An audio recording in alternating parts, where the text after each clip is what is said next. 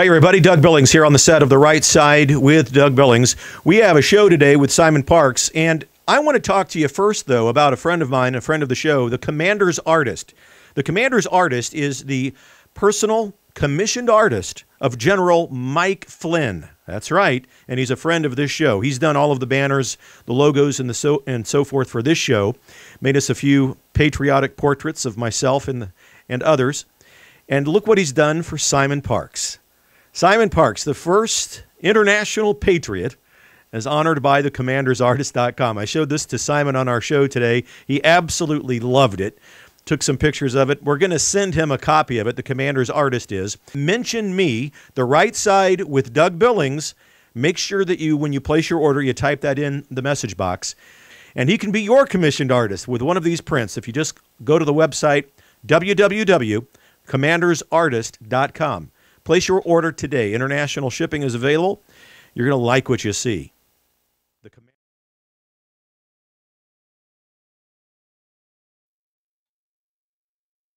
Ladies and gentlemen, welcome to The Right Side with Doug Billings. Tonight, Simon Parkes, right here with breaking news not yet published anywhere in the world, not even on his podcast. We're honored, excited to have him on, and you're not going to believe the breaking news shared here tonight with Simon Parkes. Ladies and gentlemen, here we go. The Right Side with Doug Billings.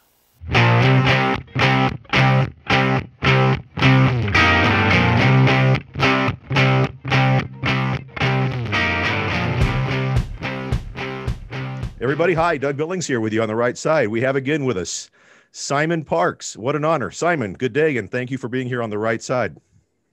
Hello, Doug. Thank you for inviting me. Lovely to speak to you and, of course, your lovely audience. Thank you very much. Simon, let's just get right into it. You know, the inauguration in the United States has occurred. We have now the Biden nightmare, as many people are referring to it. We have a lot of conservative people around the world. I get messages on the YouTube channel from certainly the UK, Poland, Germany, France, all of Europe, Australia, New Zealand.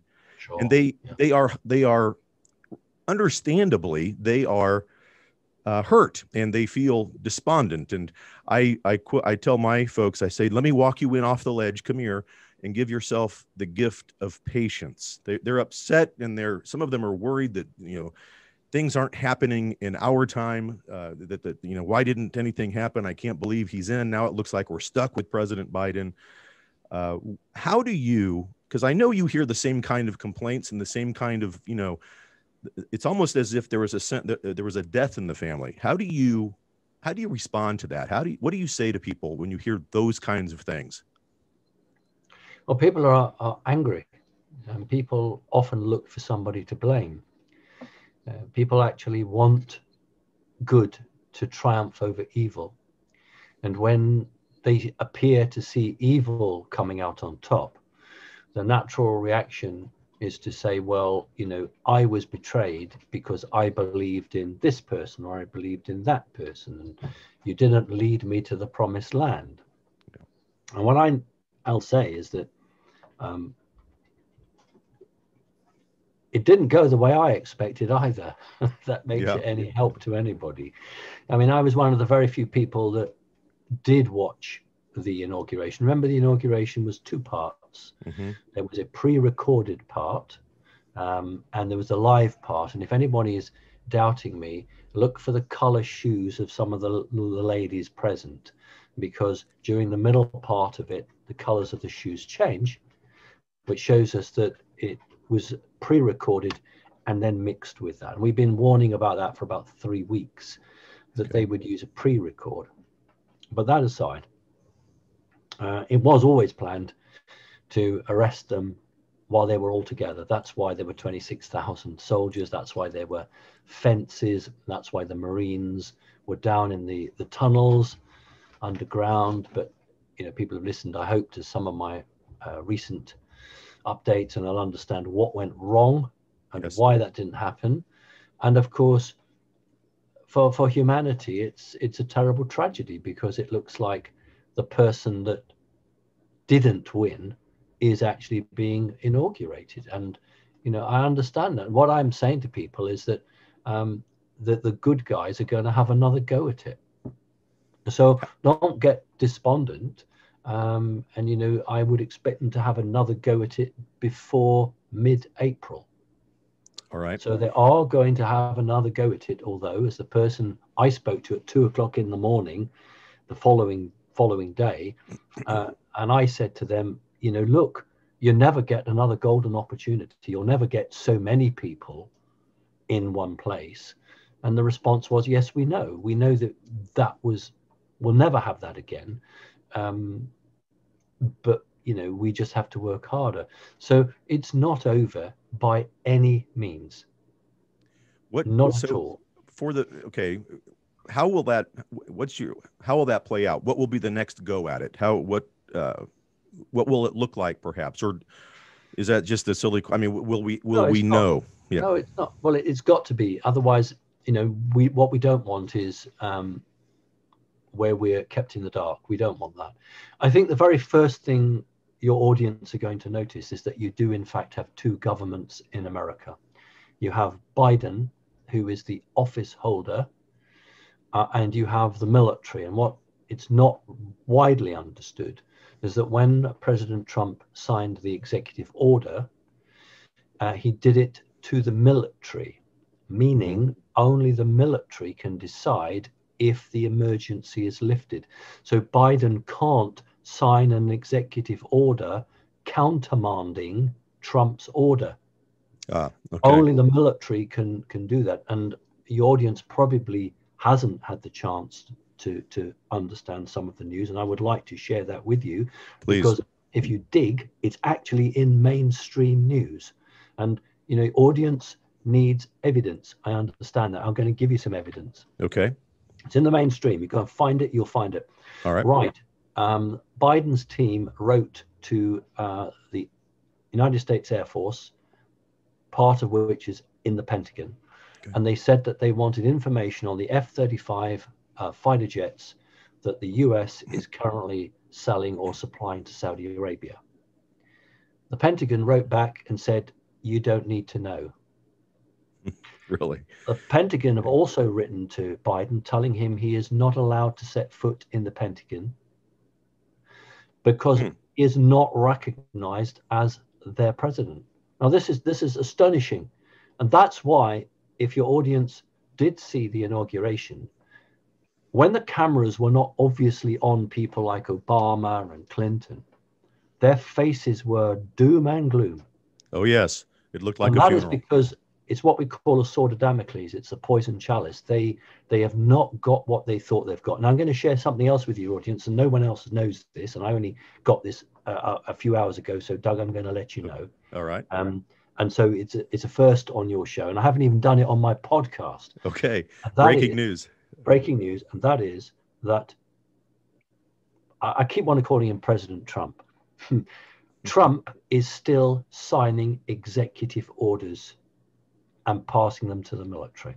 And Trump signed an executive order because in the executive order of 2018 and the one he updated in 2019, he is the commander-in-chief. It doesn't matter what's happened. So Trump is actually writing executive orders to the military.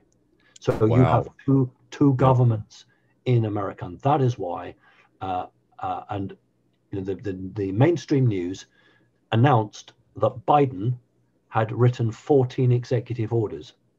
Yes, right, to cover the... Okay, I can tell you that he hasn't.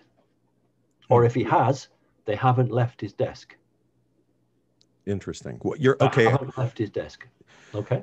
And that's astonishing on many levels. A lot to think about and a lot to take in right there, Simon.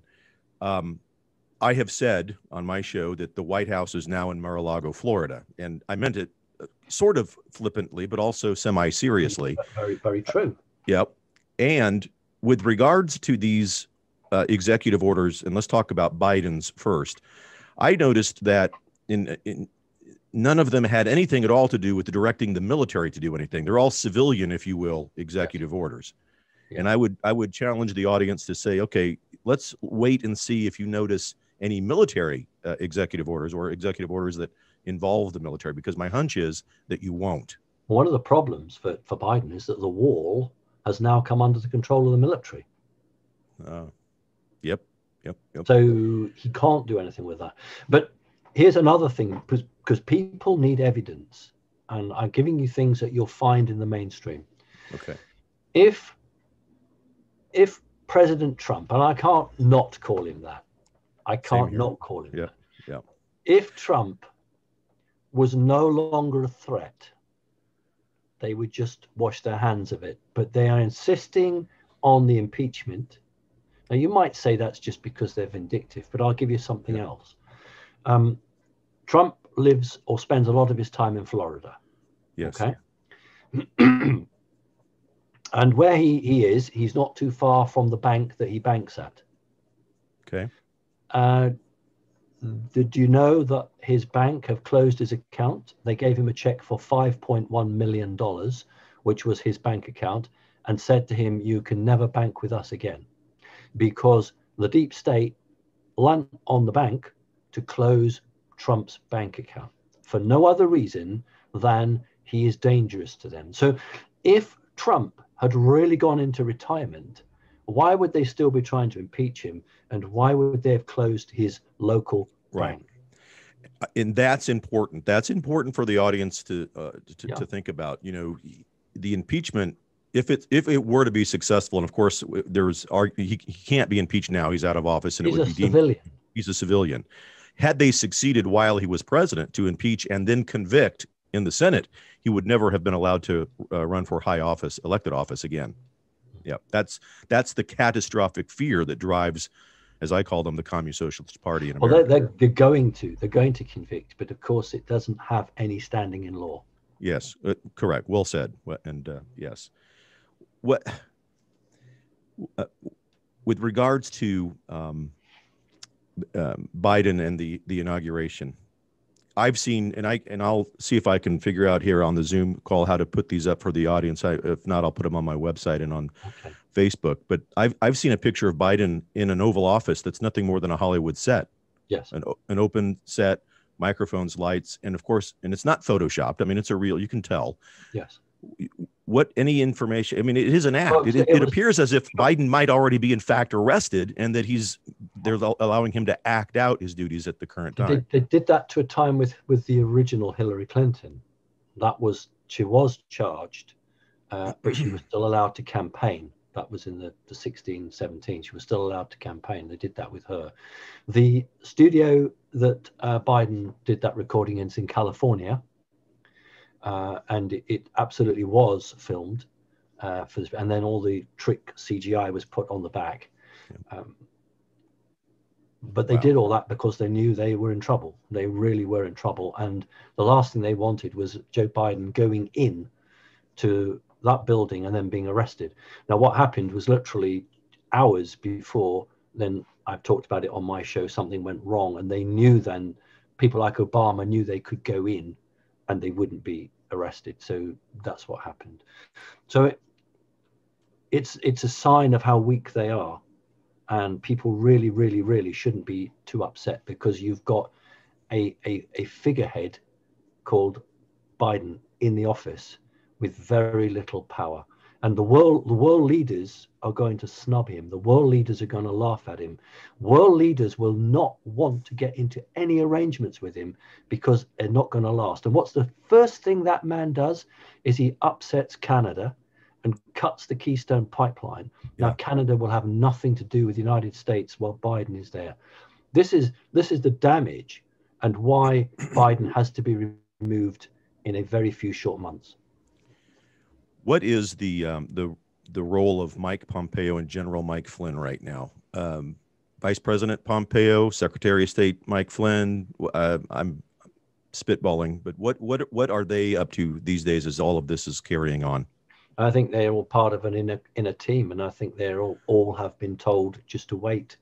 The military told President Trump to take a vacation because he needed a rest, because the big battle was yet to come. And I think they'd have done the same with the others, is to take a break now because the battle is going to restart. Now, when you say that, I want to be careful. So the big battle, I mean, that's not to caution the audience. We're not going to see missiles flying over the United We're States. talking about a battle in the White House. Yes, yes.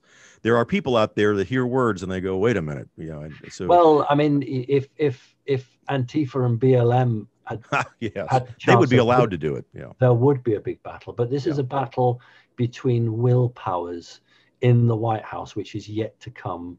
And I honestly, I have never seen a new administration so weak. I have never seen that. I mean, this man in the White House has no authority, no power, and I just don't know how much time he will spend in the White House and how much time he'll spend somewhere else. Antifa and Black Lives Matter clearly allied with the Communist Socialist Party. Again, I call them that here in the States. They've already begun to act up, even with a progressive government in place in Seattle, Portland. The Antifa riots continue. I think that, and I was going to mention to you, Simon, yesterday when someone alerted me, hey, type in antifa.com in your browser and see what pops up. I go do that, and of course, then whitehouse.org or .gov comes up. So a link directly to Biden and Kamala Harris's White House when you type in antifa.com. Now, I don't know if people today, they may have changed that. They might have said, uh-oh. But yesterday, there's no mistake. These are not mistakes. They telegraph what their intent is quite clearly.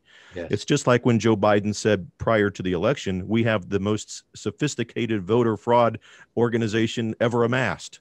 And he wasn't lying. No, he wasn't. His dementia meant that his mind and his mouth told the truth. Yes. Well, what is interesting, talk about the people. There are now a number of states where the people have been very quiet and didn't do what they should have done, which they were empowered to do with your constitution, but have seen this horror unfold.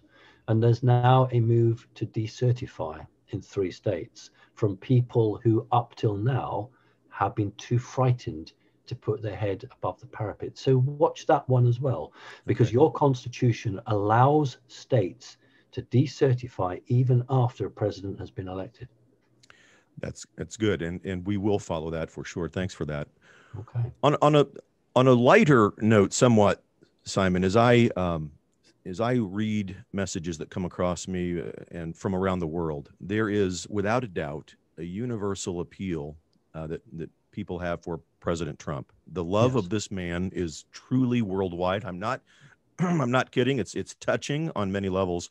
What is it with President Trump and people of the world? Is he now the template that they have been so hungry for? A leader who was, America first. Clearly, he's an American. He puts America first. But is it because they want their leaders to put, the UK first, or Germany, or Poland, or whatever? Is it the template now that they're after with regards to their love for President Trump? No, a prophet is never accepted in his own world, in his own home. Yeah. I think the thing is that Trump is a figurehead for a much bigger organization behind him.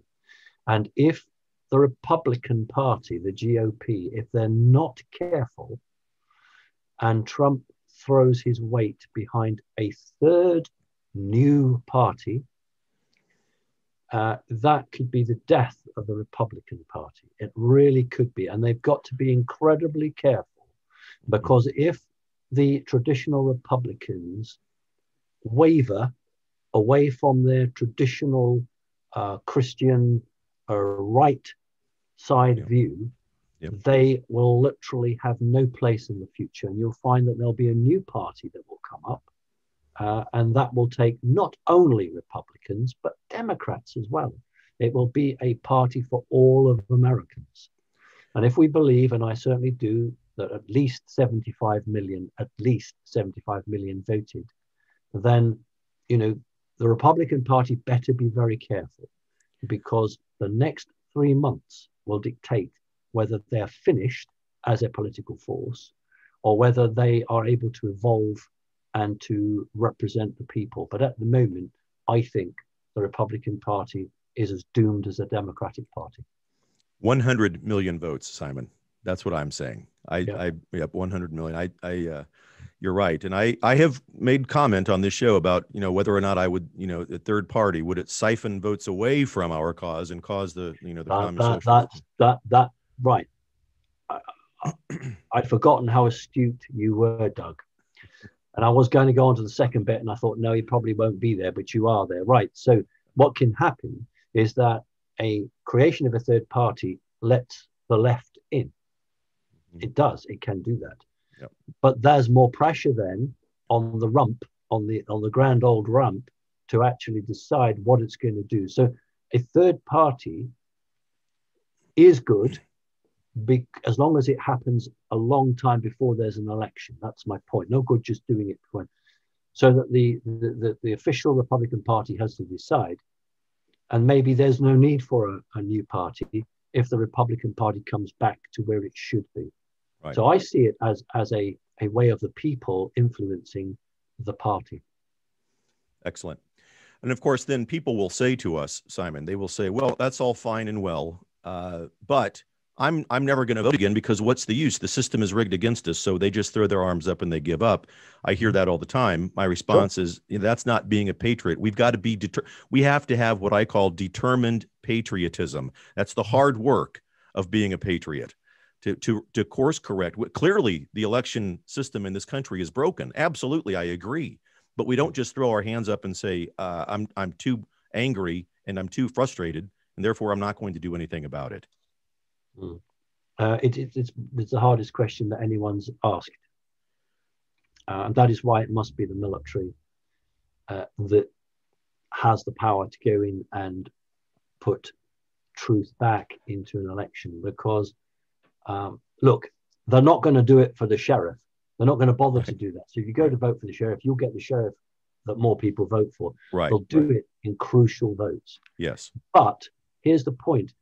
What we saw was how the legislatures in the different states did not understand and did not want to understand the power they had. Now, what's going to happen is that the grassroots Republicans, the people who never have office but just vote, they are going to make as a mass their view known.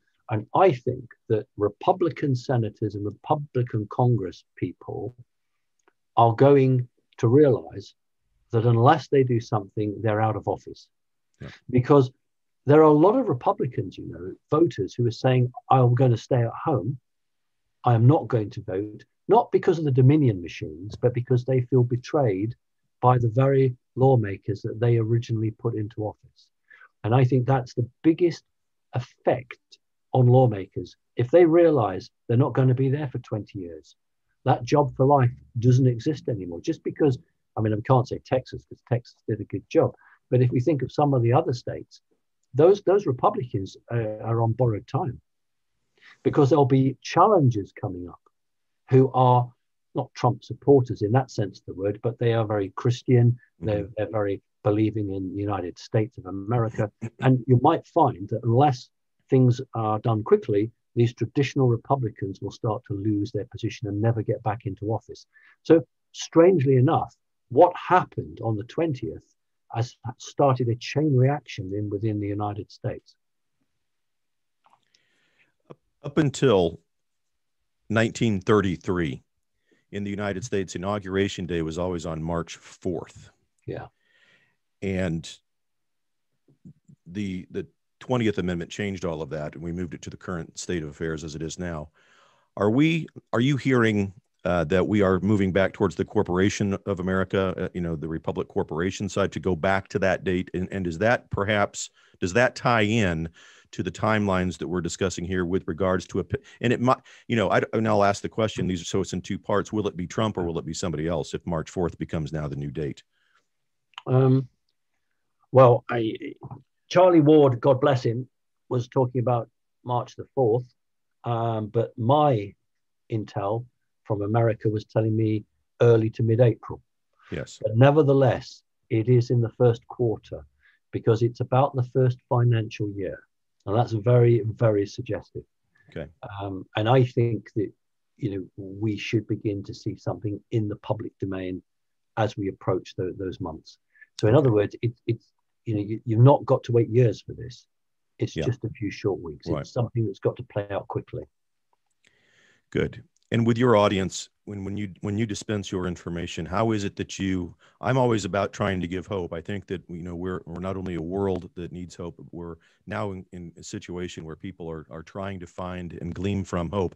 I think this conversation clearly can do that. Is there anything specific that you share with your audiences about hope and how to cling and how to find it? If people listen to the words that I give, then they'll see there's a ton of hope in there. Because I'm not sitting here and saying it's all over, go back to the day job, or leave America, migrate and go away. That's not what I'm saying. And the people who really care about America, who live in America and are part of that great country, they're not about to give up. There's something like between 5,000 and 8,000 people all over the world, very strongly connected as part of President Trump's team. There are 800 officers from the rank of colonel to full 5-star. Do you have 4 or 5 stars? It's currently 4. Yep. 4 stars. Okay, yeah. Right. Yep. So from the rank of colonel to 4-star, there are 800 who have sworn allegiance to Trump. Right. So it's a very big, different game than it was 20 years ago plus when the Twin Towers came down. A very big, 50 years since they've murdered JFK. So we've got different ball game. And that is why when President Trump said goodbye, he actually said, I'll be back in another form. Now, there's the first part of your question, which I didn't answer deliberately, and I'm answering it now. I expect him to come back as the 19th president. That's what I expect. The 19th president.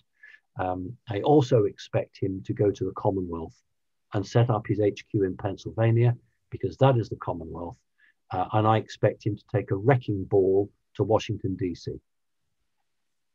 So that's what I think is in his heart.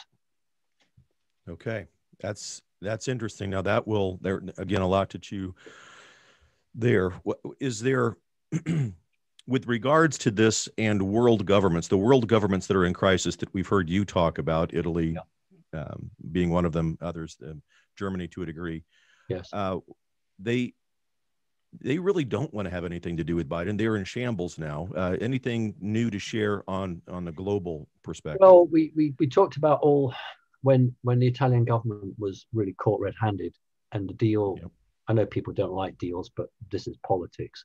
And the deal was done that allowed, between the Trump team, that allowed Italian government to stay in office, but in return, they had to raid the Vatican Bank. Now, what's really important is that money was taken from the Vatican Bank, and it doesn't belong to Biden. Biden's team haven't got it. That's how weak they are now. That money is in different secure locations.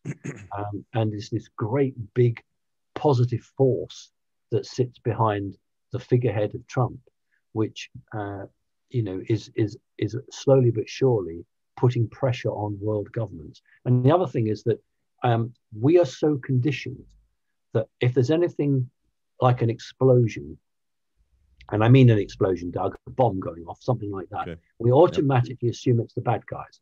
That's how we're conditioned.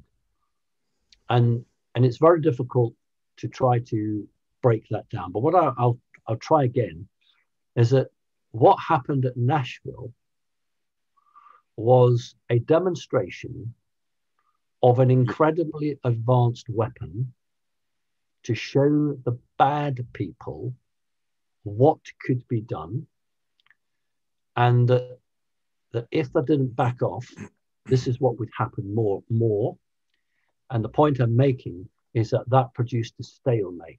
Now we'll go the other side, and remember all the warnings. Let's not forget all the warnings. Not one person died, did they? At that Nashville, right? Not one person died. Now look. Well, unless they claim the bomber may have died, but the bomber was terminated prior to that and placed in the vehicle. But we won't go into that. But what I will say to you is that Madrid, here's the other side of the coin. That was not a gas explosion. That was like putting it off as a gas explosion. No warnings, nothing. The bad side did that. And that your audience need to put two and two together. That was around the time of the inauguration. And this is part of the reason why they weren't all arrested, because the bad people were responding to say, this is what we can do.